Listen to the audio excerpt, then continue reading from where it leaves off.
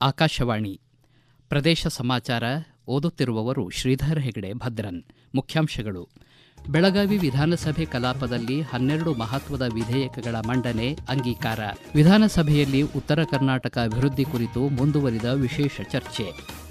ಉತ್ತರ ಕರ್ನಾಟಕದ ನೀರಾವರಿಗೆ ವಿಶೇಷ ಆದ್ಯತೆ, ಉಪಮುಖ್ಯಮಂತ್ರಿ ಡಿಕೆ ಶಿವಕುಮಾರ್. ಜೂನ್ ಅಂತ್ಯದವರೆಗೆ ನೀರಾವರಿ ಕಾಮಗಾರಿಗಳನ್ನು ಆದ್ಯತೆ ಮೇರೆಗೆ ಪೂರ್ಣಗೊಳಿಸಲು ಕ್ರಮ, ಮುಖ್ಯಮಂತ್ರಿ ಸೂಚನೆ.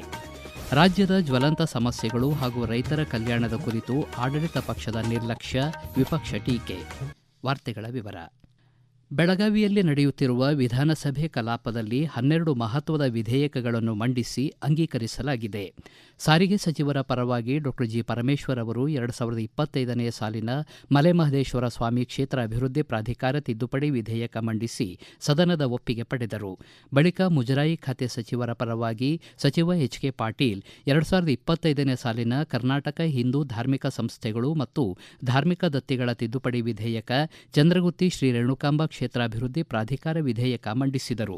2025ನೇ ಸಾಲಿನ ಔಷಧ ಮತ್ತು ಪ್ರಸಾದನ ಸಾಮಗ್ರಿ ಕರ್ನಾಟಕ ತಿದ್ದುಪಡಿ ವಿಧೇಯಕ, ಕರ್ನಾಟಕ ಬಾಡಿಗೆ ತಿದ್ದುಪಡಿ ವಿಧೇಯಕ, ಕರ್ನಾಟಕ ಕಾರ್ಮಿಕ ಕಲ್ಯಾಣ ನಿಧಿ ವಿಧೇಯಕ ಮತ್ತು ಕರ್ನಾಟಕ ಸಿನಿ ಹಾಗೂ ಸಾಂಸ್ಕೃತಿಕ ಕಾರ್ಯಕರ್ತರ ತಿದ್ದುಪಡಿ ವಿಧೇಯಕ ಸೇರಿದಂತೆ ಇನ್ನಿತರ ಕೆಲ ಮಹತ್ವದ ವಿಧೇಯಕಗಳನ್ನು ಸಚಿವ ಎಚ್ ಕೆ ಪಾಟೀಲ್ ಅವರು ಮಂಡಿಸಿ ಸದನದ ಒಪ್ಪಿಗೆ ಪಡೆದುಕೊಂಡರು. ಬಳಿಕ ಉತ್ತರ ಕರ್ನಾಟಕ ಅಭಿವೃದ್ಧಿ ಕುರಿತು ಮುಂದುವರಿದ ವಿಶೇಷ ಚರ್ಚೆಯಲ್ಲಿ ಪಾಲ್ಗೊಂಡ ವಿಧಾನಸಭೆ ವಿರೋಧ ಪಕ್ಷದ ನಾಯಕ ಆರ್ ಅಶೋಕ್, ಉತ್ತರ ಕರ್ನಾಟಕ ಭಾಗದ ರೈತರು ಎದುರಿಸುತ್ತಿರುವ ಸಮಸ್ಯೆಗಳ ಬಗ್ಗೆ ಸರ್ಕಾರದ ಗಮನ ಸೆಳೆದರು. ಈ ಬಾರಿ ಉತ್ತರ ಕರ್ನಾಟಕ ಭಾಗದಲ್ಲಿ ಮಳೆಯಿಂದಾಗಿ ಸಾಕಷ್ಟು ಬೆಳೆ ಹಾನಿಯುಂಟಾಗಿದೆ. ಪ್ರಮುಖವಾಗಿ ಭೀಕರ ಪ್ರವಾಹ ಪರಿಸ್ಥಿತಿ ಹಾಗೂ ಅತಿಯಾದ ಮಳೆಯಿಂದಾಗಿ ಬೆಳೆ ನಷ್ಟವಾಗಿ ರೈತರು ಸಾಕಷ್ಟುಗೆ ತೊಂದರೆಯಾಗಿದೆ. ಆದರೆ ಸರ್ಕಾರ ಮಾತ್ರ ತುರ್ತು ಪರಿಹಾರ ನೀಡುವಲ್ಲಿ ವಿಫಲವಾಗಿದೆ ಎಂದು ಟೀಕಿಸಿದರು. ರೈತರ ಪರ ಎಂದು ಹೇಳುವ ರಾಜ್ಯ ಕಾಂಗ್ರೆಸ್ ಸರ್ಕಾರ ಈವರೆಗೆ ಅನ್ನದಾತರ ಸಂಕಷ್ಟಕ್ಕೆ ಯಾವುದೇ ರೀತಿಯಲ್ಲಿ ಸ್ಪಂದಿಸಿಲ್ಲ. ಬರೀ ಕೇಂದ್ರ ಸರ್ಕಾರದಿಂದ ಬರುವ ಅನುದಾನವನ್ನೇ ಬಳಸಿಕೊಳ್ಳುತ್ತಿದ್ದು, ಇಲ್ಲಿ ರಾಜ್ಯ ಸರ್ಕಾರದ ಪಾತ್ರವೇನು ಎಂದು ಪ್ರಶ್ನಿಸಿದರು. ರಾಜ್ಯದಲ್ಲಿ ಬೆಳೆ ನಾಶದಿಂದ ಹಾನಿ ಅನುಭವಿಸಿದ ರೈತರಿಗೆ 5,334 ಕೋಟಿ ರೂಪಾಯಿ ಬೆಳೆ ವಿಮೆ ಪರಿಹಾರ ನೀಡಲಾಗಿದೆ ಎಂದು ಕೃಷಿ ಖಾತೆ ಸಚಿವ ಚಲುವರಾಯಸ್ವಾಮಿ ವಿಧಾನಸಭೆಯಲ್ಲಿ ತಿಳಿಸಿದ್ದಾರೆ. ಪ್ರಶ್ನೋತ್ತರ ಕಲಾಪದಲ್ಲಿ ಅಲ್ಲಮಪ್ರಭು ಪಾಟೀಲ್ ಅವರ ಪ್ರಶ್ನೆಗೆ ಉತ್ತರಿಸಿದ ಸಚಿವರು, ಕಲಬುರಗಿ ಜಿಲ್ಲೆಯ ರೈತರಿಗೆ 674 ಕೋಟಿ ರೂಪಾಯಿ ಬೆಳೆ ವಿಮೆ ಪರಿಹಾರ ನೀಡಲಾಗಿದೆ ಎಂದು ಹೇಳಿದ್ದಾರೆ. ರಾಜ್ಯದಲ್ಲಿ 28 ಲಕ್ಷ ರೈತರು ಬೆಳೆ ವಿಮೆಗಾಗಿ ನೋಂದಾಯಿಸಿಕೊಂಡಿದ್ದಾರೆ. ಈ ಮೊದಲು ನೋಂದಾಯಿತ ರೈತರ ಸಂಖ್ಯೆ 12ರಿಂದ 13 ಲಕ್ಷದಷ್ಟು ಮಾತ್ರ ಇತ್ತು. ತಮ್ಮ ಸರ್ಕಾರ ಹೆಚ್ಚು ಜಾಗೃತಿ ಮೂಡಿಸಿದ್ದರಿಂದ ಫಲಾನುಭವಿಗಳ ಸಂಖ್ಯೆ ಹೆಚ್ಚಾಗಿದೆ ಎಂದರು. ಸಾರ್ವಜನಿಕ ಖಾಸಗಿ ಸಹಭಾಗಿತ್ವ ಮಾದರಿಯಲ್ಲಿ ಮಂಗಳೂರಿನಲ್ಲಿ ಐಟಿ ಪಾರ್ಕ್ ವಾಣಿಜ್ಯ ಕಚೇರಿ ನಿರ್ಮಾಣಕ್ಕೆ ಈಗಾಗಲೇ ಟೆಂಡರ್ ಆಹ್ವಾನಿಸಲಾಗಿದೆ. ಇದೇ 15ರಂದು ಟೆಂಡರ್ ಬಿಡ್ ತೆರೆಯಲಾಗುತ್ತದೆ.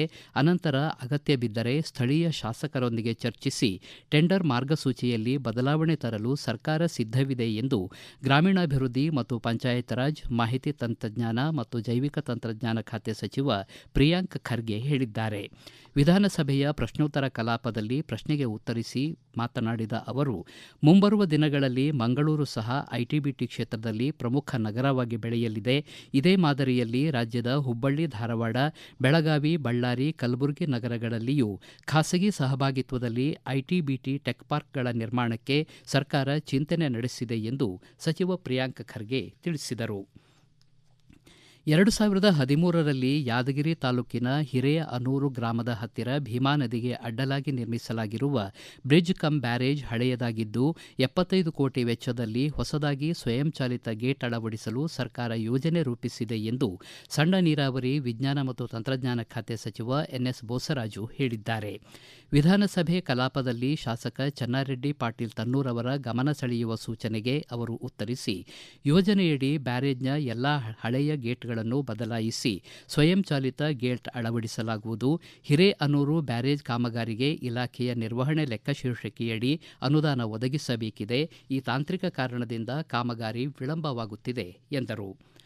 ಉತ್ತರ ಕನ್ನಡ ಜಿಲ್ಲೆಯ ಶರಾವತಿ ಪಂಪ್ಡ್ ಸ್ಟೋರೇಜ್ ಜಲವಿದ್ಯುತ್ ಯೋಜನೆಯಿಂದ 2,000 ಮೆಗಾವ್ಯಾಟ್ ವಿದ್ಯುತ್ ಉತ್ಪಾದಿಸಲು ಉದ್ದೇಶಿಸಲಾಗಿದ್ದು, ಈ ಯೋಜನೆಯಿಂದ ಪರಿಸರಕ್ಕೆ ಯಾವುದೇ ಹಾನಿ ಉಂಟಾಗುವುದಿಲ್ಲ ಎಂದು ಇಂಧನ ಖಾತೆ ಸಚಿವ ಕೆಜೆ ಜಾರ್ಜ್ ಹೇಳಿದ್ದಾರೆ. ವಿಧಾನಸಭೆಯಲ್ಲಿ ಶಾಸಕ ದಿನಕರ್ ಕೇಶವ್ ಶೆಟ್ಟಿ ಅವರ ಗಮನ ಸೆಳೆಯುವ ಸೂಚನೆಗೆ ಉತ್ತರ ನೀಡಿ ಮಾತನಾಡಿದ ಅವರು, ಶರಾವತಿ ಪಂಪ್ಡ್ ಸ್ಟೋರೇಜ್ ಜಲವಿದ್ಯುತ್ ಯೋಜನೆಯಿಂದ ಪರಿಸರಕ್ಕೆ ಹಾನಿಯಾಗುತ್ತದೆ ಎಂದು ಆರೋಪಿಸುವವರಿಗೆ ಮಾಹಿತಿಯ ಕೊರತೆಯಿದೆ. ಜನಪ್ರತಿನಿಧಿಗಳು ಪರಿಸರವಾದಿಗಳ ತಕರಾರು ಬಂದಾಗ ಇದನ್ನು ಗಂಭೀರವಾಗಿ ಪರಿಗಣಿಸಿ ಸಂಬಂಧಿಸಿದ ತಜ್ಞರು ಅಧಿಕಾರಿಗಳಿಂದ ಪರಿಶೀಲಿಸಿ ಅವರಿಂದ ವರದಿ ಪಡೆದುಕೊಂಡಿದ್ದೇವೆ. ಈಗಲೂ ಶಾಸಕರಿಗೆ ಪರಿಸರ ಹಾನಿ ಕುರಿತಂತೆ ಯಾವುದೇ ಸಂಶಯಗಳಿದ್ದಲ್ಲಿ ಅವುಗಳನ್ನು ಪರಿಹರಿಸುವ ಕಾರ್ಯ ಮಾಡಲಾಗುವುದು ಎಂದರು. ಈಗ ಪ್ರಕಟಣೆ, ಬಳಿಕ ಪ್ರದೇಶ ಸಮಾಚಾರ ಮುಂದುವರಿಯುವುದು.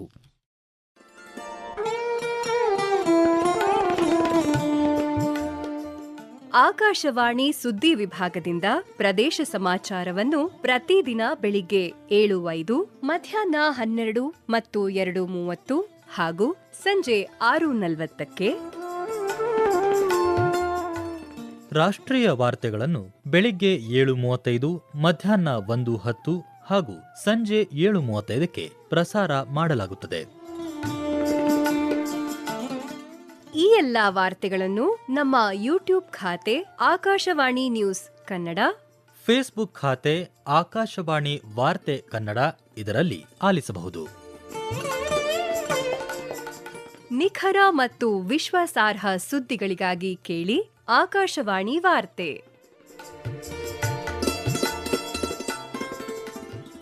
ಪ್ರದೇಶ ಸಮಾಚಾರ ಕೇಳುತ್ತಿದ್ದೀರಿ. ಉತ್ತರ ಕರ್ನಾಟಕದ ನೀರಾವರಿಗೆ ವಿಶೇಷ ಆದ್ಯತೆ ನೀಡಲಾಗಿದ್ದು, ಕೃಷ್ಣಾ ಮಹದಾಯಿ ಯೋಜನೆಗಳ ಪರವಾಗಿ ಕೆಲಸ ಮಾಡುತ್ತಿದ್ದೇವೆ. ಈ ಹಿಂದೆ ಬಜೆಟ್ ಮೀರಿ ಕಾಮಗಾರಿಗಳನ್ನು ತೆಗೆದುಕೊಳ್ಳಲಾಗಿತ್ತು ಎಂದು ಉಪಮುಖ್ಯಮಂತ್ರಿ ಡಿಕೆ ಶಿವಕುಮಾರ್ ಹೇಳಿದ್ದಾರೆ.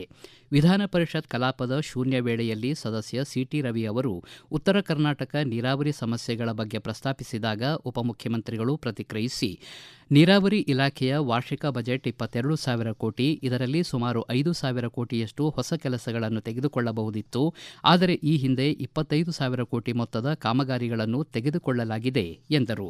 ಹಣಕಾಸಿನ ಪರಿಸ್ಥಿತಿಗೆ ಅನುಗುಣವಾಗಿ ಉತ್ತರ ಕರ್ನಾಟಕದ ನೀರಾವರಿ ಯೋಜನೆಗಳಲ್ಲಿ ಒಂದಷ್ಟನ್ನು ಕೈಗೆತ್ತಿಕೊಂಡಿದ್ದೇವೆ, ಒಂದಷ್ಟನ್ನು ತೆಗೆದುಕೊಂಡಿಲ್ಲ. ಚಿಕ್ಕೋಡಿ, ಅಥಣಿ, ಕಾಗವಾಡ, ಗೋಕಾಕ್, ರಾಮದುರ್ಗ ಸೇರಿದಂತೆ ಉತ್ತರ ಕರ್ನಾಟಕ ಭಾಗದ ನೀರಾವರಿ ಯೋಜನೆಗಳ ಬಗ್ಗೆ ಚರ್ಚಿಸಲು ಮುಖ್ಯಮಂತ್ರಿಗಳು ಸಭೆ ಕರೆದಿದ್ದಾರೆ. ಇನ್ನೊಮ್ಮೆ ಸವಿವರವಾಗಿ ಇದಕ್ಕೆ ಉತ್ತರಿಸುತ್ತೇನೆ ಎಂದರು. ಅಥಣಿ ಹಾಗೂ ಕಾಗವಾಡ ತಾಲೂಕುಗಳ 22 ಬರಪೀಡಿತ ಗ್ರಾಮಗಳ 27,462 ಹೆಕ್ಟೇರ್ ಪ್ರದೇಶಗಳಿಗೆ ನೀರು ಒದಗಿಸುವ ಬಸವೇಶ್ವರ ಏತ ನೀರಾವರಿ ಯೋಜನೆಗೆ 2017ರಲ್ಲಿ ಈ ಹಿಂದೆ ತಮ್ಮ ಸರ್ಕಾರ ಅಧಿಕಾರದಲ್ಲಿದ್ದಾಗ ಚಾಲನೆ ನೀಡಲಾಗಿತ್ತು.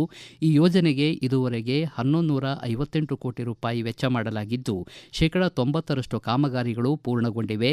ಜೂನ್ ಅಂತ್ಯದವರೆಗೆ ಕಾಮಗಾರಿಯನ್ನು ಆದ್ಯತೆ ಮೇರೆಗೆ ಪೂರ್ಣಗೊಳಿಸಲು ಕ್ರಮ ಕೈಗೊಳ್ಳಬೇಕು ಎಂದು ಮುಖ್ಯಮಂತ್ರಿ ಸಿದ್ದರಾಮಯ್ಯ ಸೂಚಿಸಿದ್ದಾರೆ.